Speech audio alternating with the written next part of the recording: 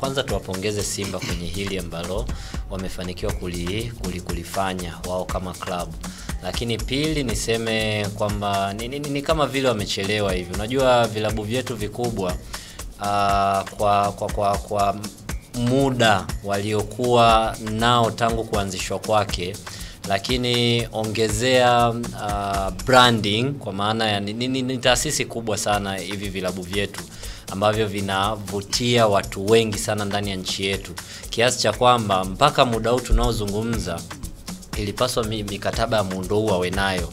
Yani swala la Simba Yanga kuwa na viwanja ilipaswa isiwe ni story ambayo tunakuja na kuidiscuss hapa. Ila jambo la kushukuru ni kwamba siku zote kila kitu huwa kina stages. Kuna nyakati mnaanza, mnasogea hata kama ni taratibu, lakini kikubwa ni kufika mfanikiwe kwenye lile lengo na dhumuni.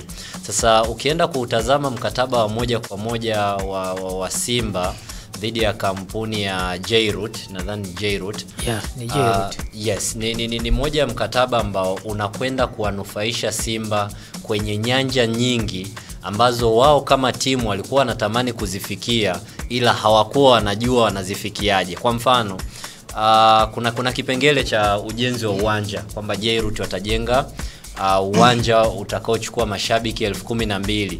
Ikumbukwe kwamba swala la uwanja limezungumziwa muda mrefu, lakini Simba wenyewe kuna nyakati waliwahi kupitisha mpaka mchango, lakini bado haikuwatosheleza wao kufanikiwa kuanza na utaratibu huo. Ila kupitia mkataba huu wanapata sponsor ya moja kwa moja ya wao kwenda kujengewa uwanja, jambo ambalo nadhani ambapo kila mwaka watakuwa wanapata bilioni 1 katika hiyo miaka 5.